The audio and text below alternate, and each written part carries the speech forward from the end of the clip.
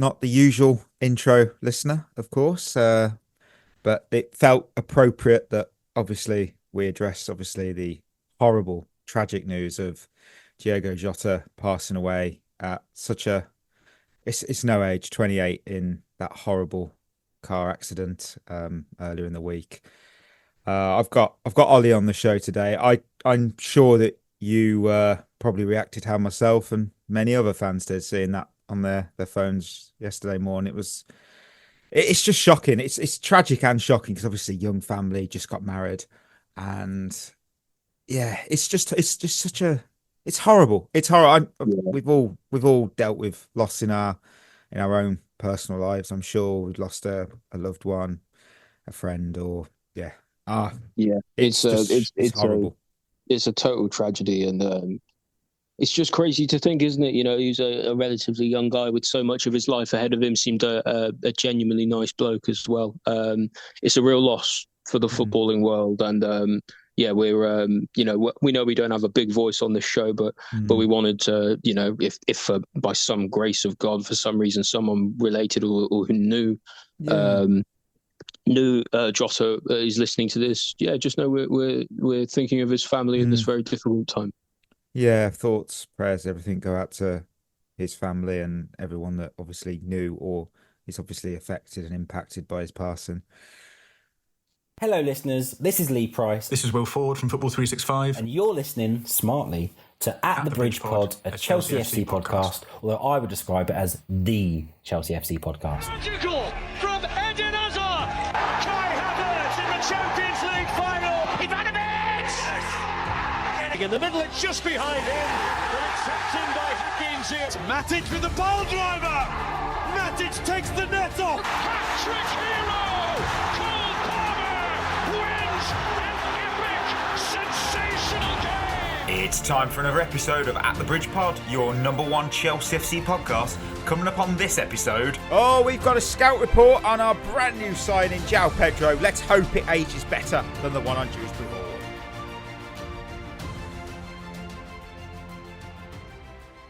Oh, welcome back, everyone, to another episode of At the Bridge Pod. And I'm your host, Mike, and I'm joined in the virtual room filled with Lion. Lion, I've got Ollie. So if you've got a bingo card for waiting for all four on the show, you don't need to tick it off today. It's the Friday Yeah, not show on a today. Friday. Friday show on a Friday. What are you looking forward to this weekend, my friend?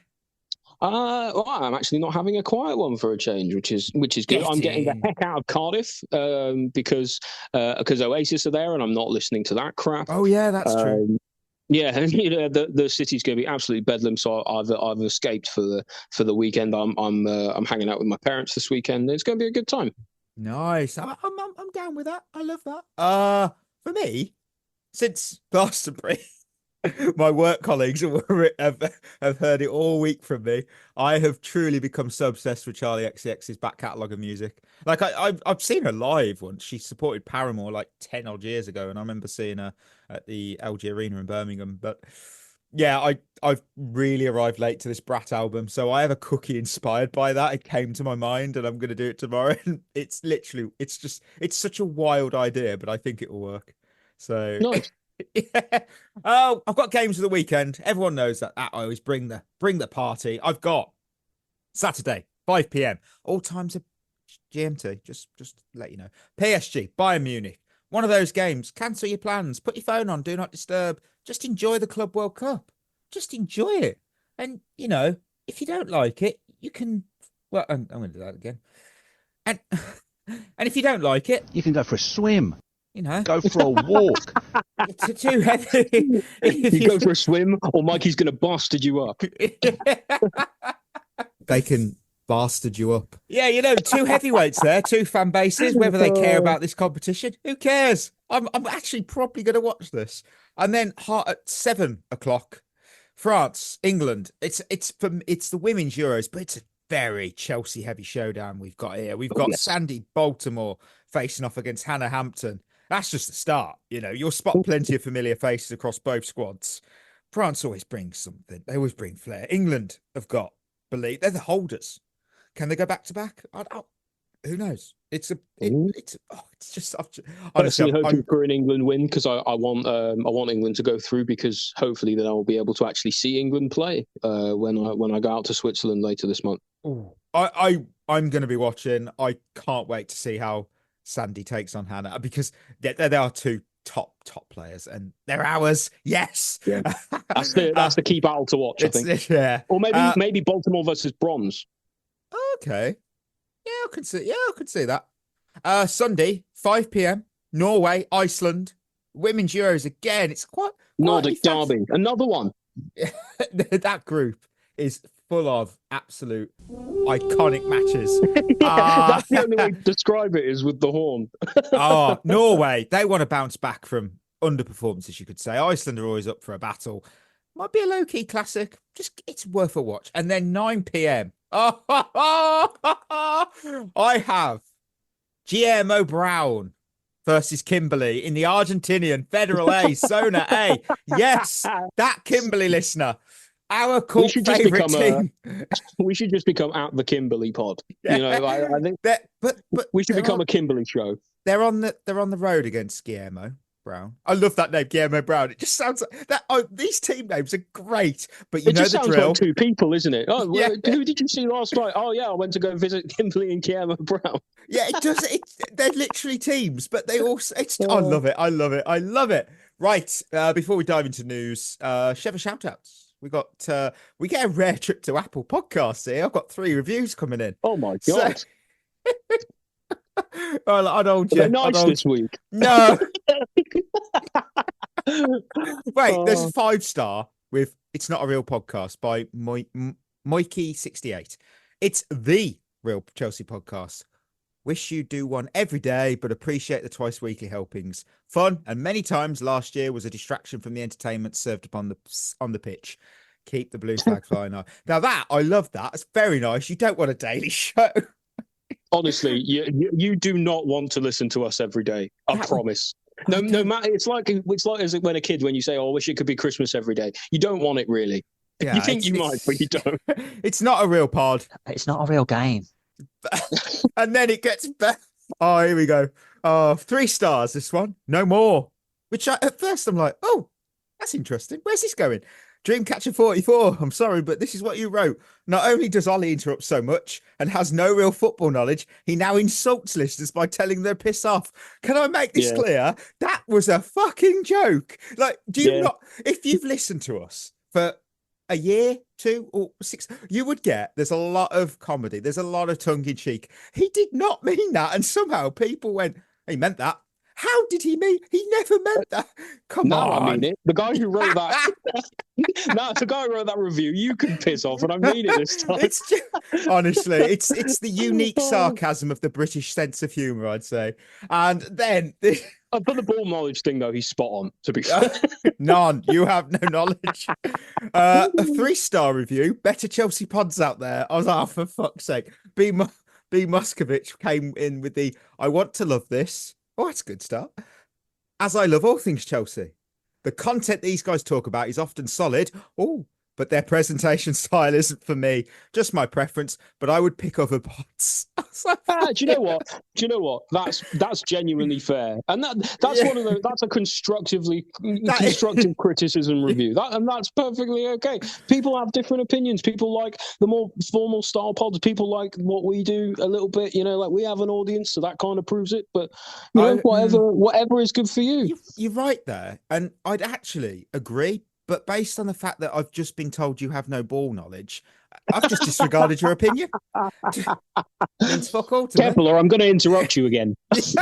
Right, we'll go to Spotify. Spotify is always good. It's always good. Barry, Baltimore Ravens, MK. Legends, each and every one of you. Best podcast around. Great work by the host. We all know your name. Don't worry.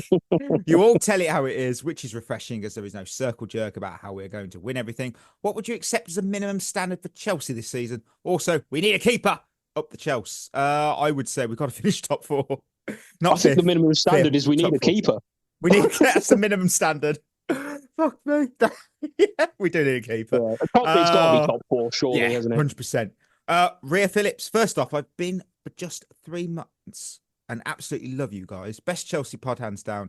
Appreciate all you do to spread the Chelsea love and passion for the club. Second, I'm from Minnesota in the US, and quick forming thunderstorms aren't something that can be planned for. No such thing as don't schedule games during the storm zone. Storms happen any time of day, so it's not possible to plan around them. Just some thoughts. Appreciate you guys up the Chelsea. You know what? Fair play. I don't understand meteorology as much as the people that actually live in those areas. So I'm just literally going based off different things on the internet. But you know what? I'm learning. But yeah, you're right. They're scary. Fucking hell. Yeah, and Minnesota, go Timberwolves, go Vikings, go Minnesota FC. You're United. Come on. Whatever. They're my club, but I don't care. Jerry, great pod, gents. Enjoying the content. Just curious how you know each other and how did you put the group together to do the podcast? Keep up the good work and come on, you Blues. I will touch on that when we're all on the show, which it may never get answered. Yeah, that'll be it. We're going to have to save that for when we're next all on. Guillotine.Hudson US. I don't know how you all missed that the game was worth $13.1 million. Missed that.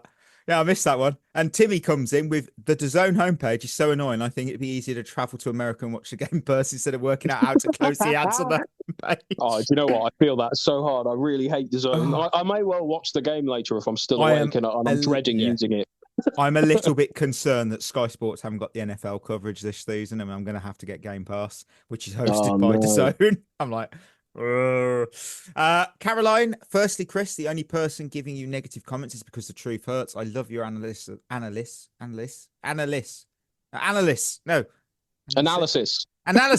Bloody hell of the club. Terrible.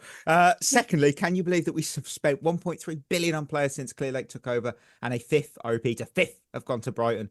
Yeah, that is insane. I saw that. A fifth of that money. How did we spend a fifth of that money to Brighton? Tony Bloom must absolutely just his eyes must light up green with dollar signs when he sees Bowley's number in his phone. Oh, here it is again.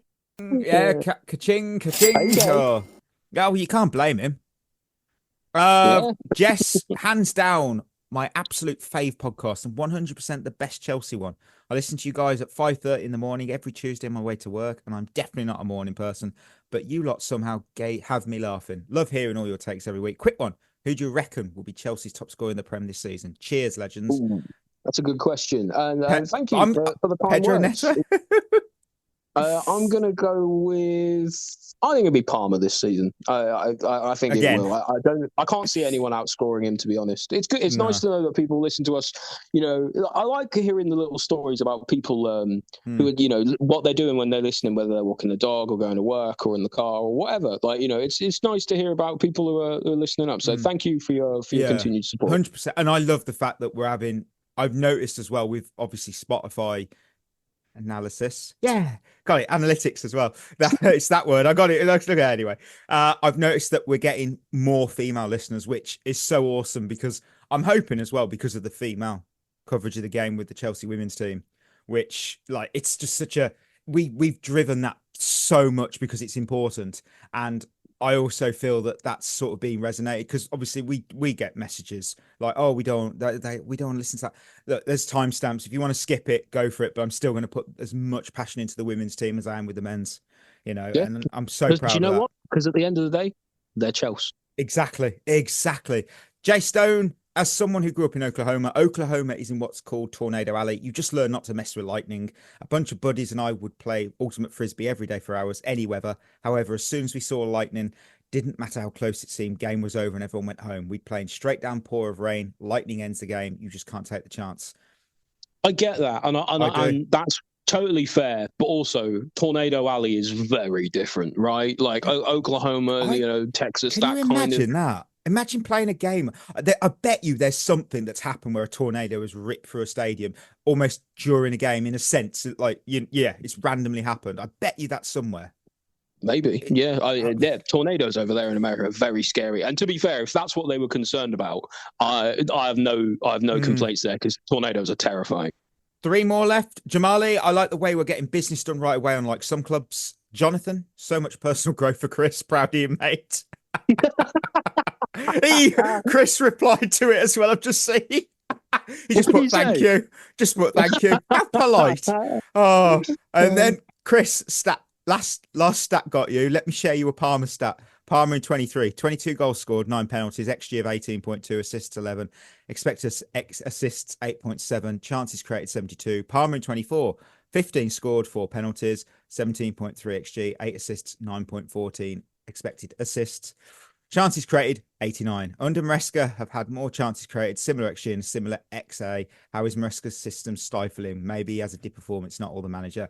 And Chris replied to that as well. Half of 2024 stats were still under Poch. What's his 25 stats? But it never changed, mate. Please never change. Yeah, I love this can team. see the argument. I can see the argument beside it, but that's the same sort of stats versus eye test. If a player looks less effective, but the stats say they're not, there might still be an indicator there that something's not quite right. True. As I drink some coffee there, how unprofessional. But yeah, thank you for those reviews, thoughts, and everything else. Of course, just drop a comment. Except the guy who told me, the guy said I had no ball knowledge. You can apart from you, apparently. Just head over to. Well, he's not listening. That's proof. He's stopped listening now. Just head over to Spotify, drop a comment, and we'll make sure to shout you out on the next episode. I do want to do one final Shevva shout. It's a long one, but this is worth it. Trust me. This comes from George, who recently completed the 12-week program run by our incredible partners over at Head in the Game. And they've put to me, 12-week program officially ended, made new friends, feeling more positive about playing football and having more self-belief in myself. The program has been extended due to its success this year. So thank you to everyone on the pod. And that paragraph to me is exactly why we partnered with Head in the Game. That partnership for me is the best thing to have ever come from doing this show, because it means that we have made a positive impact on just one person's life. And that some people, that is amazing. That means everything to me. I love that so much. Absolutely. Generally in life, I don't know about you, Mikey. I'm sure you probably have a similar worldview, but I try and put more good in the world than I take. And to know that we're a part of putting more good into the world like that, it makes me very proud of myself, but also very proud of the people who set it up and the people who are brave enough to go and have a go, 100%. And with that, let's hit some news. There isn't a lot, but still, we'll check out what you may have missed in the elevator of Chelsea news. Joao Pedro has signed for Chelsea. Ellie Carpenter has signed for Chelsea women.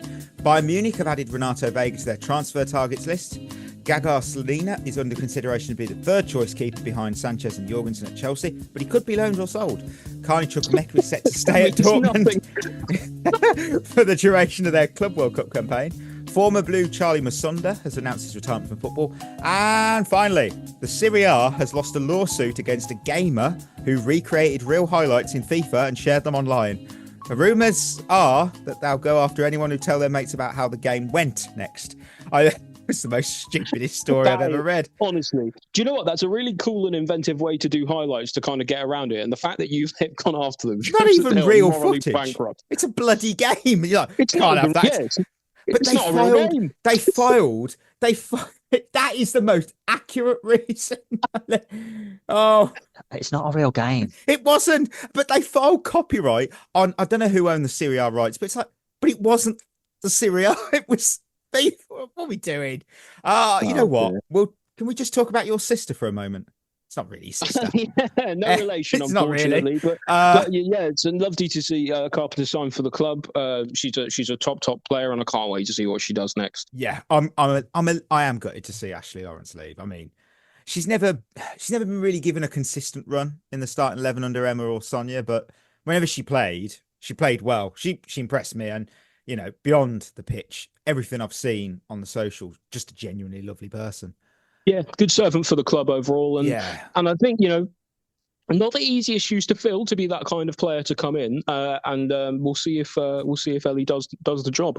Look, the swap deal makes sense. It does, because Sonia clearly trusts Carpenter, and with Lucy Bronze being, let's be honest, overplayed at times last season, having someone that the manager rates is so crucial. And now the big question goes to, who gets the bulk of the right back minutes next season? Is it Carpenter or Bronze? Well, Bronze is that little bit older, right? If I recall. So maybe this is a succession plan type of thing. No, let me check. Lucy Bronze is 33, turns 34 in October. Yeah, so she is sort of approaching the tail end of her career. Carpenter's 25, so she's much so younger. there is Yeah. So she's probably going to be looked at more as the long-term option, I guess. And has won the Champions League under Sonia's leadership, so Which we do need to win. would be nice. Mikey, I've got some news that's come out today was about Chelsea's UEFA and FFP position. Did you see this? I did indeed. So we seem to have gone. So I'm going to try and break this down as easy as I can for some of the listeners because it's not super clear.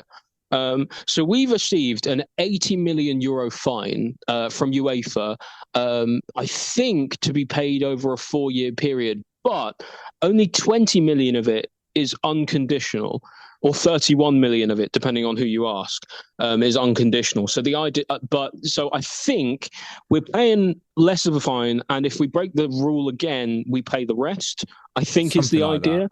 Something like that. And the other thing that I saw as well was there was some speculation, which is yet to be confirmed, about potentially some kind of implementation on Chelsea needing to make sure we have a positive transfer balance, which would be interesting depending on some of the news that we've been seeing lately.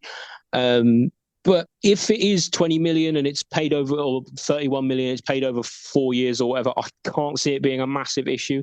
Even with this sort of positive net spend that we would need, I can't see that being an issue either, because we've got so many of our outgoings still to do this summer.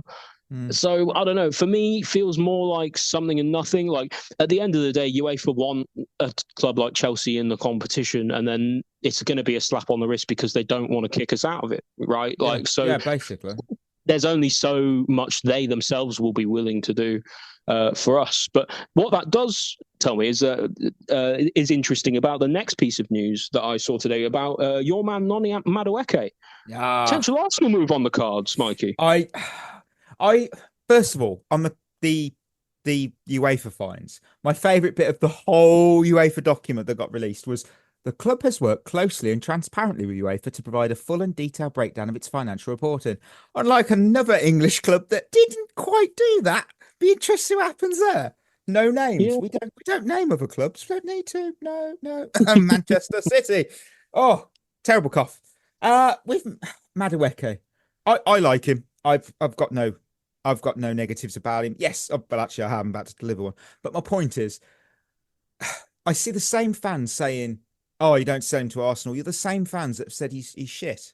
Like, which is it? Yeah. Which is like for me? Is he top class? No, but he could be. You know, his problem for me is whenever I see him, he goes forward. I love that. He's always attacking. However, he has a habit of hesitating on the ball. He doesn't get a shot off too early, or he doesn't get a shot off it's way too late, and the chance is gone. The opportunity's gone. You've got to get rid of that out of your game. But the point is, if you do get that out of his game, and he does take those shots earlier and on time when they should be, you've got a good player there. And he could be one that is realised elsewhere. I think there's definitely the potential for us to regret that one. For me, the sale depends on the price. At the moment, I'm hearing 40 million, maybe 50. I think that's a smidge low, especially because Gittins has gone for, we've just bought Gittins for what, 50, 55. Elanga has just gone for 55, right? So, you know, similar sort of level in terms of the Premier League. Madueke's got more experience at a top club. I think a little bit of Champions League experience, if I remember. Well, certainly with PSV, right? If not with Chelsea. And so for me, 40 million feels a bit low. I would be pushing personally for closer to 60. But what I'm interested in is if we do have to have that positive net transfer balance, that might indicate why he's up for a bit cheaper. It's pure speculation, though. I saw some stupid comments about, look, every time we set, I mean, they've clearly forgot. Havertz hasn't been top class at Arsenal, but he's been all right, I suppose. Yeah, he's been all right. I love how they've gone, but they had David Luiz, Willian, Cech, Jorginho, and look at all those players. They flopped there. And but they were on the tail end of their careers. Madueke is not on the tail end of his career. He's literally about to enter a prime of his, is he not 22 now? Well, our squad is so young, I forget. 23, I think. 23, he's 23. The interesting thing for me is he's got to be willing then to go there and play second fiddle to Saka. Maybe he assumes Saka's got a lot of injury problems and things, especially last season. Maybe he'll play a lot. Maybe he could take the spot. Maybe he backs himself for that. Noni's a confident guy. I can see that. But I don't know. I'm not sure he would. For me, I can't see him going there specifically with the intent of playing second fiddle to Saka, who let's be fair, is a better player than Noni. Yeah, I can't be that biased and say I don't think so. No, yeah, it'd be interesting to watch. I'm still on the fence whether we sell him. That's my cop out. There you go. Right then, it's time for our deep dive, the scout report. And this week we're putting the spotlight on Chelsea's newest £50 million signing from Brighton, Joao Pedro. I have history of let's hope it goes better than last time. Better than Dewsbury Hall. Chris told me, he said no, and I said yes. Now look, you know how we do things around here. It's not a quick run for a stats. So no. We'll be looking at his journey from street to Brazil, light to the Premier League, youth career, development. You get the idea. Strengths, weaknesses, what type of player he actually is, and of course the big question: what are Chelsea actually going to get for their money? So look, I'll even throw some comparisons in there. So we'll see who I've compared him to. Sit back, enjoy this one. So what have we got? He was born in Ribeirão Preto, Brazil in 2001. In classic South American fashion, he began kicking around anything he could find before he could even walk. So it didn't matter to him. He just wanted to play football. And by age 4, he was playing football competitively. Apparently, he stood out at a soccer school, often competing with older kids. Scored a brace in a youth match, and he was quickly snapped up by Fluminense. Originally, he was a defensive midfielder, and he gradually shifted to attacking midfield and then to centre forward, a journey that's clearly shaped his trademark versatility. That's interesting because players tend to go the other way, don't they? They start further forward and go backwards.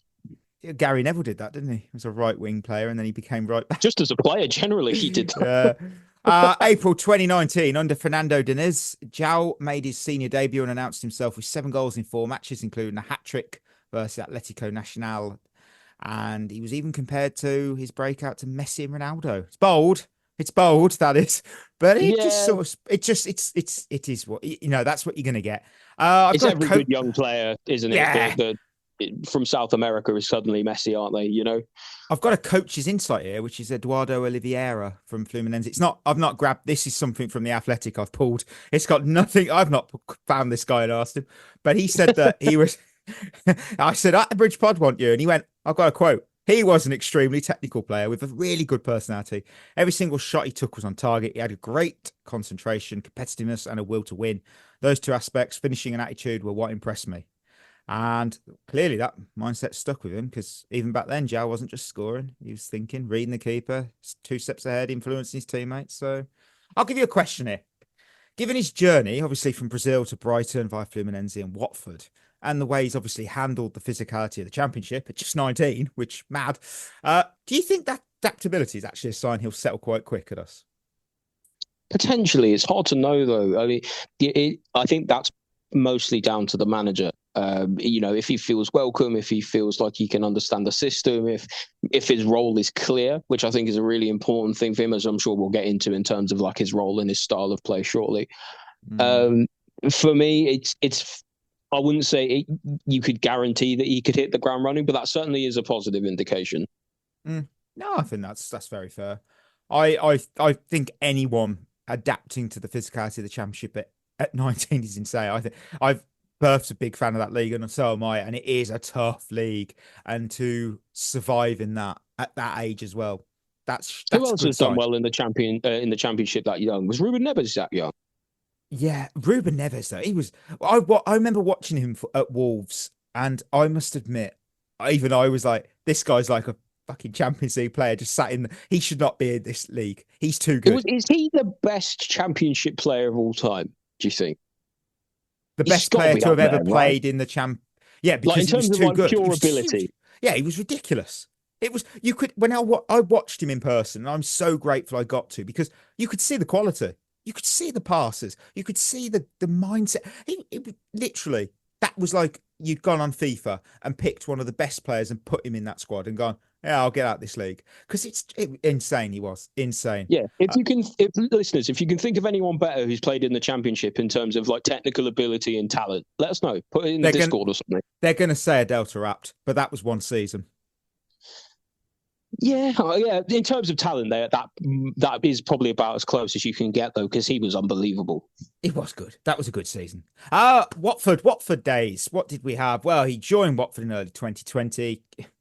Bulked up, added 7 kilograms of muscle. This is what I found in an article. I don't know if that's true. 7 kilograms of muscle, apparently. Fair play. It's a lot. It's a lot of muscle. That's what I double check that. I've included it. Fact check it yourself, listener. It paid off though, didn't it? In 2021, he played 38 championship matches and led the line despite being only 19. He played as a lone striker and a second striker, pressed high, linked play, drew fouls, scored 9 goals. Manager, teammates, and Watford fans saw a player built different. And Troy Deeney said he was exactly what you're seeing now, destined to go to the very, very top. He handled the load physically, played every week, and never once stuck to challenge. So even in the Premier League the next season, although inconsistent, he did show flashes of that elite potential. So obviously he goes to Brighton. He's evolved again, this time in a fluid tactical system under De Zerbi, and obviously now, was hurt. Isn't he their record signing, about 30 million or so? I don't know for certain. I'm going Do to you nod. remember? I'm pretty sure. I think they bought him for a pretty penny for Brighton. Obviously they're making the profit back on him through us naturally, but I think he was about 30 million for them. Correct me if I'm wrong, listeners. I have got Brighton's record arrivals. Rutter is number one at 46.7 million euros. Minter at 35 million. Kostoulis at 30. Oh, that's this season. Wow. Joao Pedro was fourth. He was their record signing before they got Rutter and Minter. So, right, he was the record at the time. Cool. But he wasn't boxed in at Brighton. He floated, dropped deep, ran channels. He was a 9.5. What stood out was his pressing and work rate. Always leading the press, always disrupting play, never stops. Link up play, loves combining in tight areas, draw defenders out, smart passes. Very, very, very intelligent player. Dribbling, top 4 in take-ons at Brighton, not afraid to try something different. He's a penalty legend, this guy is. He's got 18 from 19. And I've watched all 19 penalties because it's quite easy on YouTube now to see those. He's so good at making the keeper go the wrong way. But he's not going to take him for us, is he? I don't know. I'm never going to say yes or no on that. He's not. There's no one's taking him off Palmer, surely. Movement, ghosts into space, often off the left, clever, unpredictable. It's what you want. You do want that sort of stuff in a player. So he scored 10 Premier League goals and assisted 6 in just 27 games. Which of those traits which excite you more? Is it his finishing accuracy or the fact that he creates so many chances himself? I think it's the chance creation more than it is the finishing, because he's never been a super prolific goal scorer, right? Like he scored 9 at Watford. He didn't set the world alight in terms of goal scoring at Brighton either. It's more that sort of link up play that does it for me, and his physicality as well. Like you said, never backs out of a challenge. He's always got that little bit of an edge to his game, which can be a positive and a negative. I think I spoke about that last week. But yeah, I think ultimately it's that kind of style of player. For me, he's almost more like a number 10 than he is a 9. Yeah, you know what? You've picked the same as me. I mean, the one thing about Joao Pedro that impresses me is the way he has an eye for a pass. If you look at some of his assists, it's like watching De Bruyne and Fabregas. And I'm not saying that he is that player. No. Long way to go to become like that level. But the type of pass that they're effortless. The vision he has is incredible. Absolutely. And there's a great video by Adam Clary who's done one on Pedro, and some of the passes he shows. It's like, how does he see that? Yeah, definitely. His passing is it's got to be one of the best parts of his game, I think, and it's why I think he's better being that little bit further back than he is going forward. The other thing I like about his game though is his dribbling. His close control is pretty good. It's like he's decent on the half turn. He drives forward with the ball. He's willing to take players on. So he's not, and that's what I mean. He's not like necessarily that classic striker archetype. No, that's the thing. And as much as it's a classic, he's from Brighton. I know, but sometimes look at Cucurella. Cucurella is one of the most important players in our team. So I don't get too upset when I know I said last week we keep going and buying a beer from. It's like a beer at an airport. It's 20, isn't it? And Cucurella. Who else we bought from Brighton? Sanchez. Oh, never mind. Oh, what a signing! Ooh. But 2 out of 3 ain't bad. Did we get anyone else from Brighton? I can't remember. Potter. I can't think of any. All right. There's someone I forgot. There is someone I forgot. I'll have a look. Yeah. So a summary of his strengths. He's got versatility. He can play as a 9, a 9.5, or even wide. So fluid there. That's good. Finishing. High shot volume. Clean strike technique. Clinical from the spot. Whether Palmer's not going to play every game. So just nice to have 2 reliable penalty takers. His work rate, that is amazing. I mean, he's relentless. If he's not scoring, he's disrupting the game. So that's always good. His link-up play, as Ollie's touched on. He's a rare blend of striker and playmaker. He's often dropping to create build-up. Very important.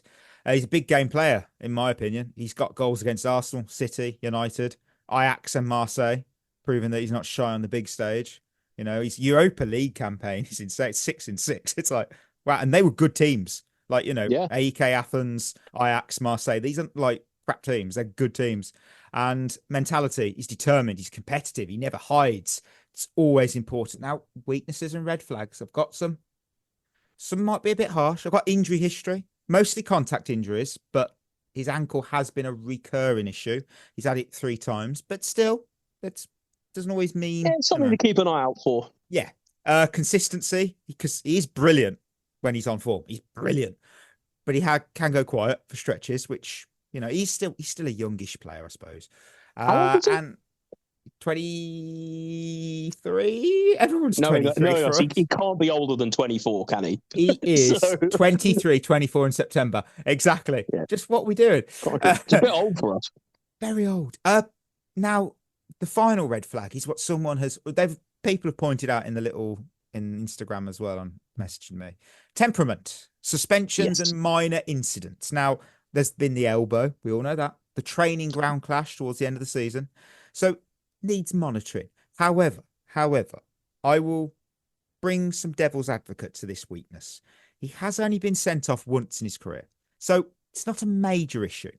And I've got stats here. These are important stats, actually. 21 yellow cards in 215 club games. Again, it's about 10% rate. Nothing that screams a major concern to me. I list it as a red flag because many have brought it up. But comparing him to a certain other player we've got, Nicholas Jackson. Now, 21 yellows and 1 red in 215. Jackson has 29 yellows and 4 reds in 172. I was like, fucking hell, that's quite a lot, actually.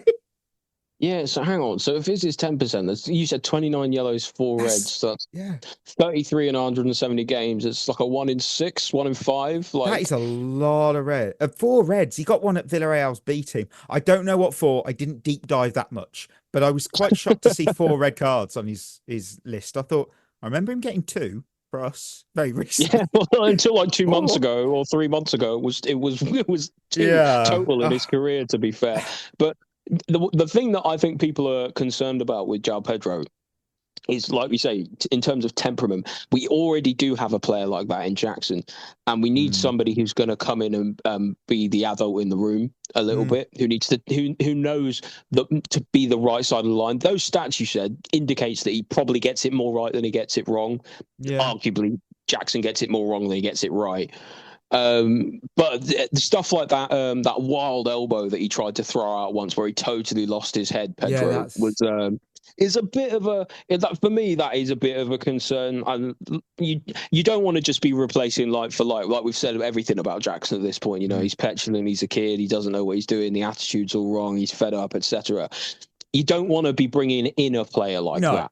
So obviously he's going to be trying to make a good impression, and so I don't think we'll see that early if we do see it, but again, just something to keep an eye out for. People saying like, Chelsea have hardly had players in the history that have been, we've always had one proper shithouser in our team. I mean, our history, even from like the 60s, we had Ron Harris. Ron Harris wasn't just called Ron Harris, he was called Chopper Harris. There's a reason he was called You Chopper. don't get a nickname Chopper for no reason, It wasn't because he used to fly helicopters on the weekend. He used to chop you down with his tackles. And, John Terry, he was hardly a saint. You had Costa, you had Dennis Wise, Vinnie Jones, even Drogba and Ivanovic were pretty, aggressive players. So and there are other players who don't necessarily fit that archetype that we've had in the past who were quite aggressive players. Even players like Fabregas used to be aggressive. Ramirez was quite aggressive at the time. I remember even someone like Nathaniel Chalobah. He was pretty aggressive sometimes, so there's... it's all right to have these players who have a little bit of an edge to them, and it feels to me like Joao Pedro's more on that side than he is in like the total bastard you up category. Like look, I did enjoy seeing Brighton fans talk about why it was a great deal for them because his end of season was bad due, obviously the training ground stuff. I saw one fan claim that Welbeck was better. Look, I'll be honest, I disregard everything any selling club fans say about a player. It's copium. They're not going to say positive, they're not going to say negative, unless they're a club legend. That's the only time you go, oh, getting a good player there. Oh, I like to take some stock of what they're saying. Like if you can find like a big forum, like a Reddit post or like a big Twitter conversation or something about what they're thinking, you can generally gauge the mood. But with the stuff like the training ground stuff, it's hard to judge that because it's going to sour people on him, right? It's the same with us with Jackson and his red cards lately. If we sell him, we'll say a lot of people will say it's a good deal for that reason because that's the most recent in his memory, right? So that's true. It's hard to judge for that one. I've got a follow up here. He has been compared to Firmino because he's mobile, technical, a workhorse. Could he be Brazilian? That is true. That helps. Could he be the ideal partner to Delap in this team, or is there a bit of a risk of an overlap between the two? Because he does play centre forward. An over Delap. Sorry. I don't know. For me, like I said, it depends where he plays. I don't see him as a 9, personally. He's been deployed a lot as a 9, but for me, he's not a 9. He's industrious and battles well like a 9, but he's too technically good for me to not be playing slightly further back, linking play, making things happen. Yeah, you can argue Maresca's system, the striker has to drop a little deeper, oftentimes to turn and go and let people do things, but you could have Delap do that and then have someone like Pedro helping to link the play in for Palmer or Neto or whoever then is running in behind. So for me, he's not the focal point of an attack, in my opinion. He is a very useful element of it. Yeah, very, very fair point. Look, for me, he's versatile. When you look at his main positions, it's 119 games as centre forward, 34 goals in that, 14 goals in 39 as a left winger, and 10 in 20 as a second striker. So that flexibility is only going to impress Maresca. And to be honest, him and Delap could work wonders. It could. The question I now have is, will Maresca's system unlock Pedro or restrict him? That's the question. Maybe it depends on how much freedom he gets. That is going to be so critical. And again, it depends where he plays, right? So if you've got, say, Palmer, for example, playing in the 10, you have other wingers either side, and then Maresca changes his formation and you've got a striker and a second striker, you play Delap and Pedro, then you're probably looking at quite an interesting interplay between the three of them. Yeah. But if he's there on his own, it feels I know he's a physical guy and he's quite tall. He's actually taller than Delap, I think. But for me, he just doesn't quite fit that striker archetype in the same way. He reminds me a bit too much of Jackson in that sense. He's like not a natural finisher. His link-up play is almost better. The other things he brings to the table is more important. I really like having Delap being the focal point of this team. And I feel like Pedro has to work alongside that, not instead of it. Well, the stylistic comparisons that obviously looking at different people saying different things were who they compared to. So the modern day, you've got Mateus Cunha, Roman 9.5, mixing with scoring and playmaking. And as someone that watched Cunha in person, yeah, that guy, you could tell he was special at Wolves. He was so good. And I'm so annoyed he went to United. But anyway, I've got Julian. Gone now? Has he gone to United? He's gone to United. He wears the number 10 shirt. And I'm like, any club but them. Though if he'd have gone to City, I'd have still been pissed off. Anyway, I've got talking of City, probably. Julian Alvarez, because of the work rate and the flair. And Gabriel Jesus, creative, tricky, inconsistent finishing. Historically, Yeah, again, all of these kind of players who are, in my opinion, they're not full nines. Like you say, it's that kind of 9.5, a different sort of striker. For me, the Firmino comparison for me is a good one. I've got that on my historic ones because of that. He's just the modern template he most resembles. Two others I've got. I had to put him in. Luis Fabiano, if you remember him. Flair, goals, and fighting edge. And some listeners, I really hope you remember the absolute worst fighting ever in football history between Carlos Diogo and Fabiano in the La Liga. It is still the best thing you will ever see because it is so embarrassing. It's just embarrassing. Just Google Carlos Diogo versus Fabiano. It is hilariously shit. Brilliant. It's one of those ones where the commentator goes, "Oh, nobody wants to see that," but everyone actually wants to see that. It's the worst fight ever. And finally, a player that I love so much, Alex Pato, because he's got the bags of potential and he's got the Brazilian flair. I'm just begging no injuries, just begging. Yeah, I hope he's better for us than Pato was for us. But Pato got 1 in 2. I'm sorry, that is a really good strike rate. Come on. Wow. Get the Ballon d'Or out. Perfect penalty record, 1 in 1? I think so. His tactical fit at Chelsea. Look, the big question, he needs freedom. He thrives when he's allowed to roam, press and combine freely. But Maresca is a system guy. We know that. If Joao is forced into a rigid 9 role, we might lose half of what makes him special. But if Maresca uses him as a hybrid second striker, lets him drift, float, press with intensity, we might just have one of the most dangerous attacking chess pieces in the league. I think he's ready for Champions League football. He's got to find the rhythm early, and he might shine. He might, because he has. Again, we're all bloody about potential at Chelsea. We know we are. I'm excited. I think we need to stop the whole he's from Brighton. I think we need to drop that because Cucurella was, and he's amazing. Caicedo, he's world class. You know, we've got a 2 in 3 hit rate.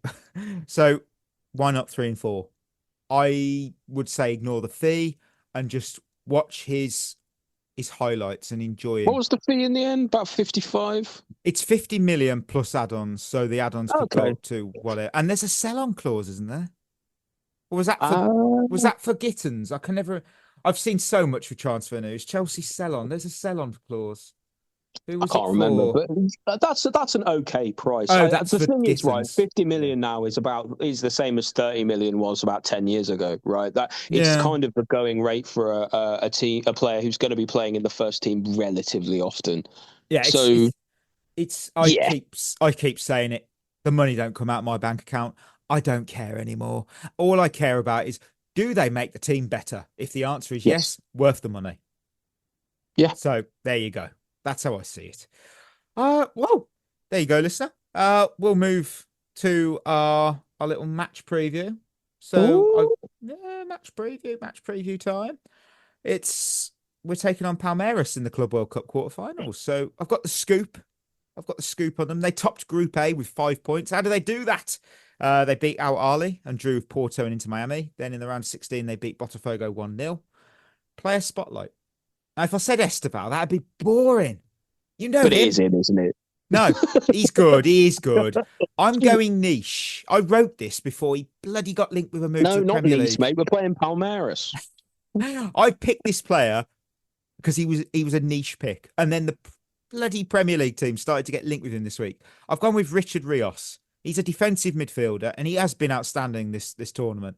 Don't underestimate him because he literally has shown up this. Before that, he weren't really on the radar. I've noticed his ratings were awful, but I've watched him a few times, and he's like, oh, he stood out. And then I was like, let's look at his previous games, and you're like, his ratings are like shit. I'm either like, is there some people getting these wrong, or has he literally just turned? This is not the World Cup. You don't get a big move off the Club World Cup, mate. But whatever. You find yourself going, what are you missing here, sort of thing, right? Yeah. The last time Palmeiras beat Chelsea in a competitive game was never, because we're 1-for-1 in every encounter, which that was the Club World Cup final when we won. So the previous Club World Cup that's called something else now. Yes, I totally forgot what it. Yeah, is it the Intercontinental Cup now? Probably. Is that what they're calling it? I don't know. I don't know. We'll go to the Whiskered Warrior, aka Lion of the Week. God, I cannot wait till we're not calling it that anymore. Oh. I'm guess because of circumstances, which obviously we addressed at the start of the show. I wrote down Pedro Neto at the start of the week. We don't know if he's going to play. We have no idea because Maresca said it's down to the player, and that is 100% the right answer. It's down to the player. If he wants to play, cool. If he doesn't, also cool. So I think because I'll go Delap. He's going to play. Or will he play over Jackson? You'd assume he would. I don't know. I guess we'll see. Maresca's got an actual choice to make, I guess, because now Jackson's back from suspension again. I'm going to go with well, for Palmeiras, I'm going to go with Cole Palmer. Oh. That's what I'm going with. I'm going 4 games in a row with the lap. Bloody hell. Do we? Here's a question for you, and actually something we didn't talk about in the news. Caicedo out, right? Suspended. Lavia out potentially with a little knock. What a shock. Yeah, I'm not shocked either. I'm so frustrated with him, man. Like, I'm finding myself saying, like, what is the point of us having him around? I know that sounds harsh. I've had a back and forth with Blue Ice, if you're listening, mate, on Twitter today. We were having a back and forth about it. We paid a lot. Because, like, we invested a lot of money and time into him, but he never plays. Yeah, that's the thing for me. Is it's like, if he never plays. It's a really difficult one. Like, obviously, no one's going to be more irritated about it than he is if he is actually out. I don't know if he's going to play through it or what. But for me, Mikey, what do you always say, mate? The best ability is availability. Yeah. I look at it. If I've spent big money on a really nice car, but I can only drive it once a month because it breaks down in the other 3 weeks of the month, I'm just going to sell. There's no point. Yeah, I feel cool. People will look at me and go, wow, look at him in that car. But if I barely can do that, what's the point? I might as well just cash in and get something reliable, like a Toyota. It's not an indictment on the player himself in terms of his talent, right? He can't choose his transfer fee. Exactly. But if you can't play for the club because you're always injured, like it goes back to the same thing as with Reece James, and he's now getting himself fit again. And look what he's adding to the team. And if you can't do that, and Maresca's given him an easier run, a bit like Reece had in terms of like managing his minutes and stuff. But if he's still struggling with that physically, I don't know if it's time to say cut and run. I don't know if it's saying if he needs some kind of surgical thing or if he needs to just do something differently, change his body mechanics, what? But you have got to be fit this season, mate. You have got to be. Yeah, 100%. The wheel went with Christopher Nkunku, so the wheel is believing in the redemption arc. It believes. Yeah, I guess let's see if it keeps going on, because I don't know. Would be nice. Maybe there's small question marks about whether he cares again or not. It's true. Yeah. Right, we'll end our match preview with the new segment, Blue versus Who. I got 3 questions. It's always for you. Just fucking me on. I think you've got multiple choice. So they're all about Palmeiras. Which legendary Brazilian player played for Palmeiras before he moved to Europe? Was it Ronaldo, Rivaldo, Romario, or Bebeto? Lot of O's there. I'm going to go with Rivaldo. It was indeed. I don't know why. I genuinely, it was a total guess. It just felt right. Can you tell me the team he joined? Oh, going to Europe, Rivaldo. Was it Inter Milan he went to? No, it's a team that listeners will know from like they beat AC Milan in the Champions League, like early noughties, La Liga. Ooh, I don't think you'll get it. It was Deportivo La Coruña. Oh, okay. Yeah, they're quite a historic club, aren't they? So many good.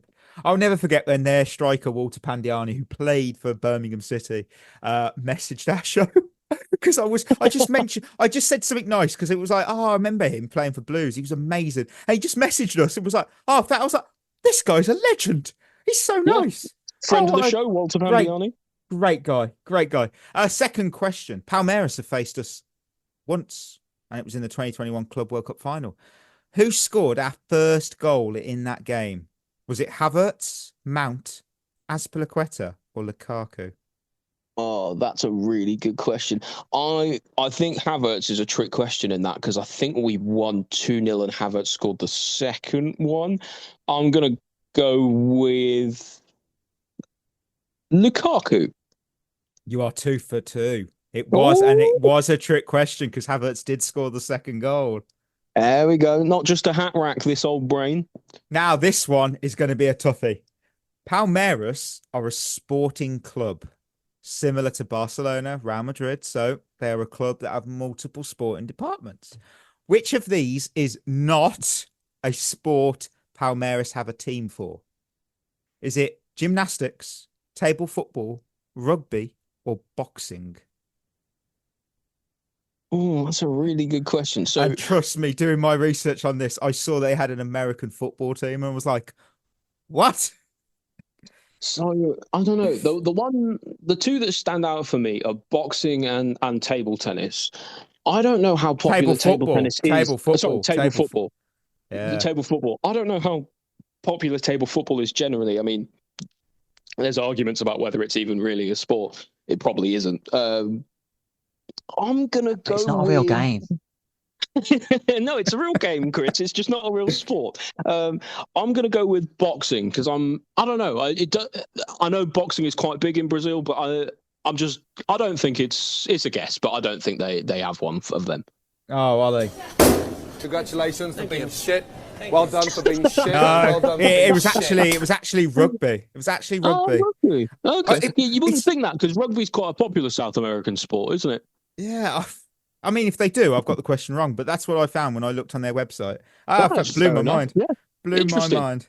Right. We'll move to Quaresma's questions. We haven't got a lone army because there's only Ollie wins by default. Yeah. So no, could we do one anyway? You've won.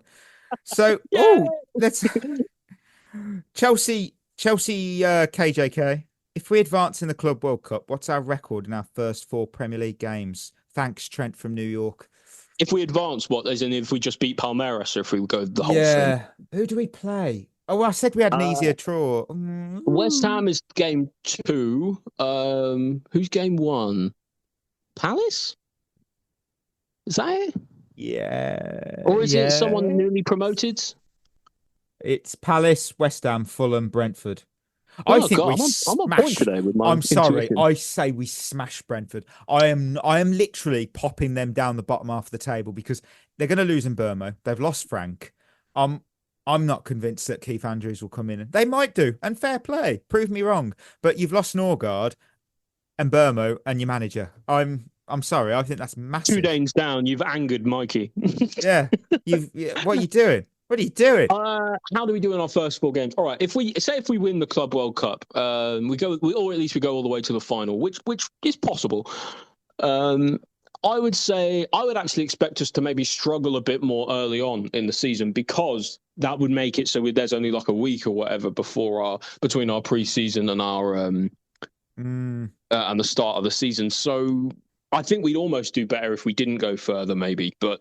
Because the players would have a bit more time to rest. So our pre-season, you never know. Maybe if we're confident if we win the Club World Cup overall, so then we go into the season full of confidence and batter them all 4-0. And it's hard to know.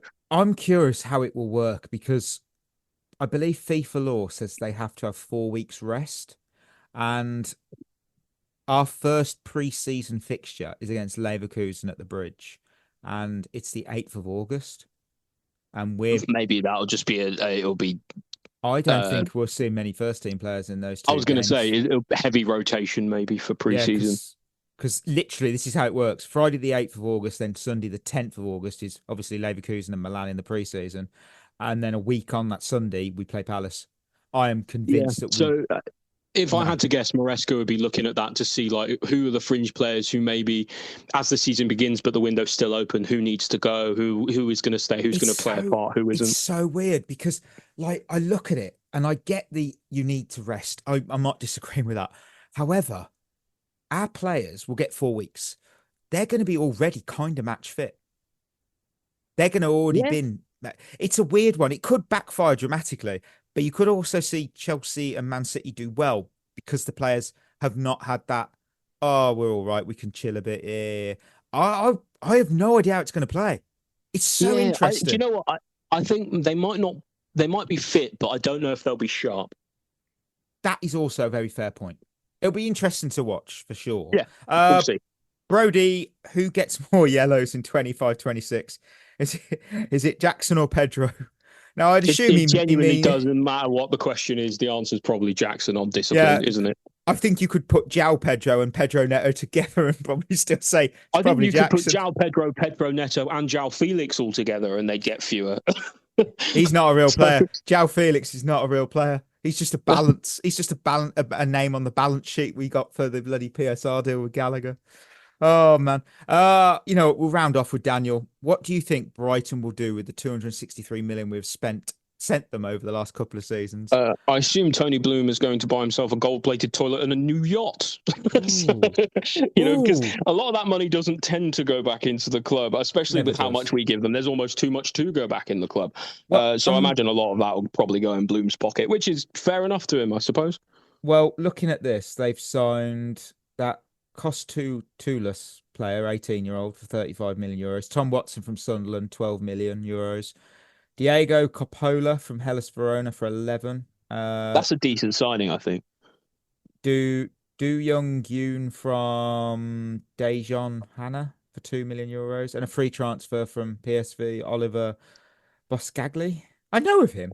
He's supposed to be quite good, if I remember rightly. So it'll be interesting. I think it's a transition year for Palace. Players out, players in. It might be that.